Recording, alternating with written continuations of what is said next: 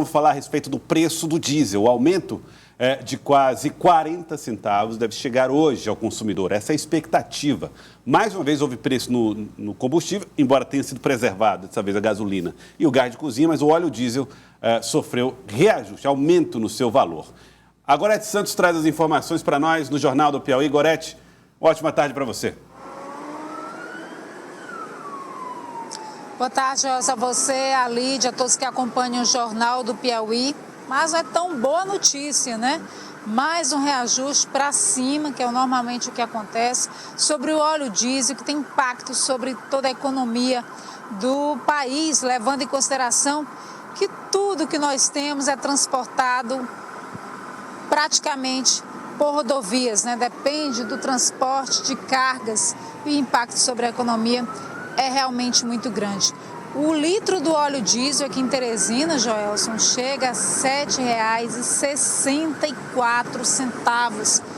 Com esse novo aumento, deve ultrapassar R$ 8,00 o litro. Lembrando que em março nós tivemos um reajuste alto de praticamente 25% e agora mais esse aumento em torno de 9%. Mais cedo nós conversamos com o presidente do Sindipostos, Alexandre Cavalcante, e a gente traz agora para você o posicionamento dele acerca desse novo reajuste. A Petrobras, ela sempre informa que trabalha com a paridade com o preço internacional.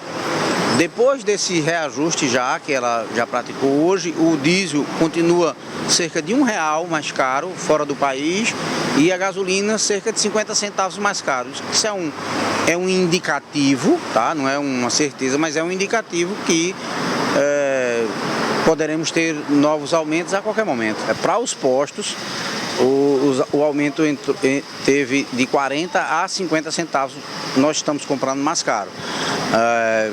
Para o repasse, isso é uma decisão individual, né? Cada dono de posto vai fazer a medida que lhe for conveniente.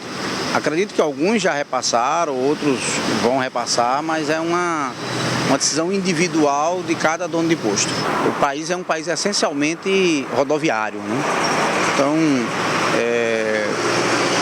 a gente sabe, pesa para o consumidor muito, o combustível já está muito caro, né? Essa política de paridade com preço internacional da Petrobras eu acho muito injusta. Eu acho que toda empresa tem que ser lucrativa, mas eu acho que não é a hora da Petrobras, vamos dizer, querer aumentar a sua margem de lucro num momento em que o combustível já está tão caro. Joelson, e a tendência é de que esses 40 centavos que foram repassados, né, cheguem sim em sua totalidade ao bolso do consumidor. Para se ter uma ideia do impacto, uma carreta, claro que varia muito de acordo com a marca, o jeito que o motorista guia esse veículo, se ele está carregado ou não, mas em média, para se ter uma ideia, um caminhão faz com 1 litro de diesel entre 1 quilômetro e 2,5 no máximo. Vê o impacto disso. Gorete. Complicado. Eu peguei até a calculadora aqui, Gorete Santos. Se ele faz... e aí vamos botar aqui, uma viagem de 100 quilômetros. E para cada quilômetro vai aí 40 centavos a mais, você tem aí... a cada 100 quilômetros, R$40 mais caro. Então, é um problema de fato para o preço para o consumidor. Quero agradecer, Gorete. Muito obrigado pelas suas informações. Obrigado, Gorete Santos. E aqui, até quando a gente faz cálculo com, Lídia Brito, com números redondos, né? 10 vezes 40, a gente usa calculadora, que nós somos de humanas. A gente não sabe nada de calculadora. E fazer isso na frente de economista é até uma vergonha, não é, Lídia? Humanas tem uma certa dificuldade aí com números, Joelson. Bom, nós estamos ao lado do doutor Fernando Galvão, ele é economista e vai conversar conosco a respeito dessa situação. Doutor Fernando, boa tarde, seja bem-vindo aqui ao Jornal do Piauí. Boa tarde, Joelson, boa tarde, Lídia, e boa tarde a toda a equipe. Bom, primeiro, a ideia ou a tendência diante da política de preço da Petrobras é que a gente não pare nesses 40 centavos de aumento do combustível diesel e também que haja novos aumentos da gasolina. E por que isso está acontecendo com tanta frequência? essa política de precificação da Petrobras, ela nos deixa muito vulneráveis, porque a gente não tem a gente até extrai petróleo, mas a gente não tem capacidade de refinar em larga escala. O Brasil tem 14 refinarias, 3 já foram vendidas, 5 estão à venda, aguardando o processo de venda, e 6 são da própria Petrobras e vão continuar. Mas muitas dessas refinarias, elas foram construídas na década de 70. Naquela época a gente ainda não extraía petróleo, então importava petróleo leve. Elas são ajustadas para petróleo leve. Então, quando o Brasil, a partir do pré-sal, começa a extrair um petróleo nacional, ele é mais pesado. E as refinarias não são adequadas para isso. Como não foram feitos investimentos anteriores, a gente não consegue em larga escala refinar. Então a gente importa um petróleo mais caro, olhando para os preços internacionais. Agora, tem alternativas a essa. Toda empresa, ou grande parte das empresas, elas definem uma estrutura de custos e colocam uma margem de lucro que elas pretendem faturar. E aí o Brasil prefere, ao invés disso, seguir preços internacionais. Aí deixa todos nós muito vulneráveis a qualquer alta no preço do barril do petróleo ou alta na cotação do dólar.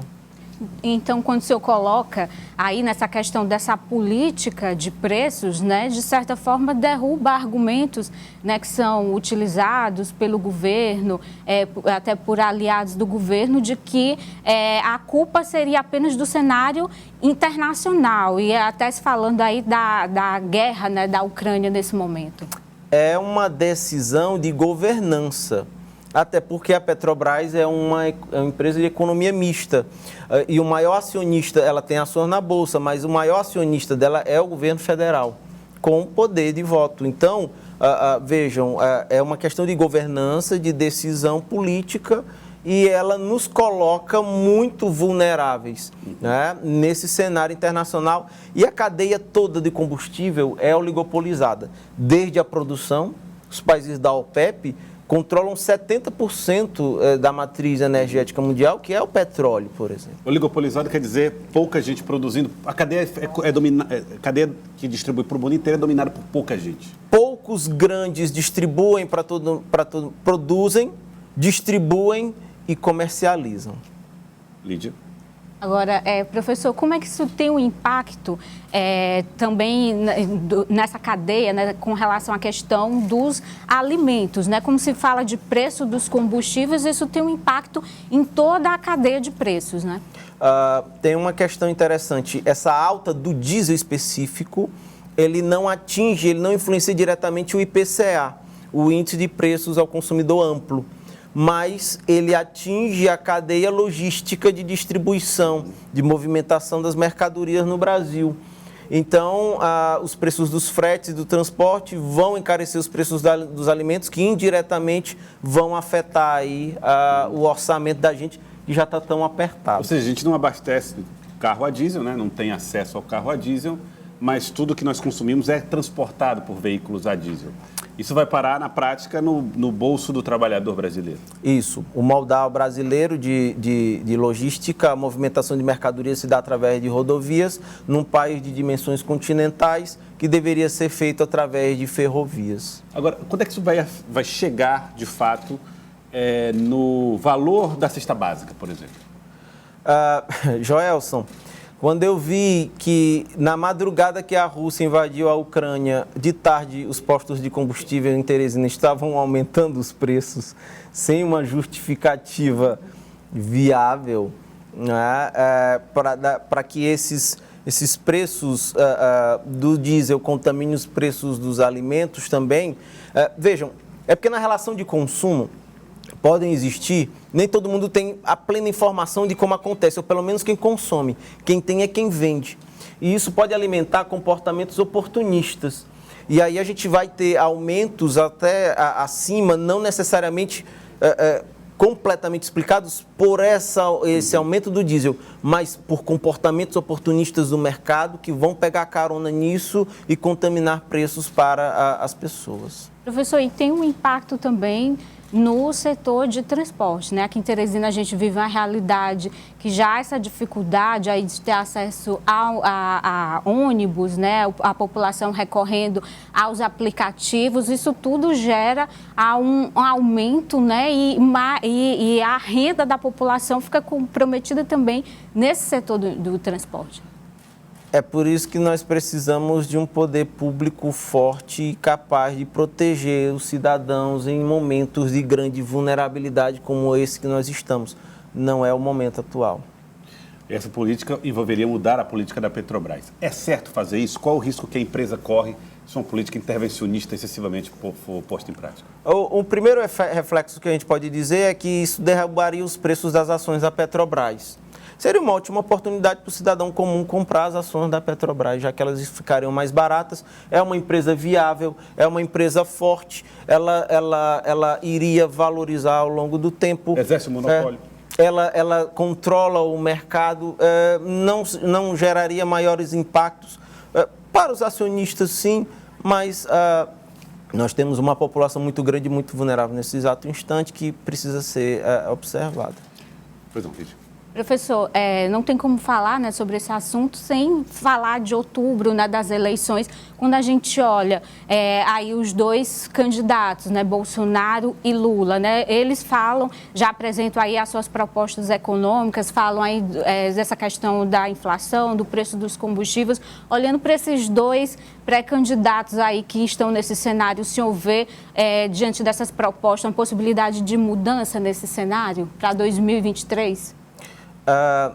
Eu confesso para você, agora você me coloca numa saia justa. Eu confesso que não. O governo atual faz um jogo de cena quando ele muda o presidente da Petrobras, mas ele não está disposto a tomar a decisão de interferir na gestão da Petrobras, na precificação da Petrobras. Por outro lado, Lula disse que pretende interferir na gestão da Petrobras, olhando para todo esse cenário que está posto. Essas mudanças, elas vão depender muito. É muito difícil eu definir isso agora aqui para vocês. É uma tarefa muito ingrata. Uhum.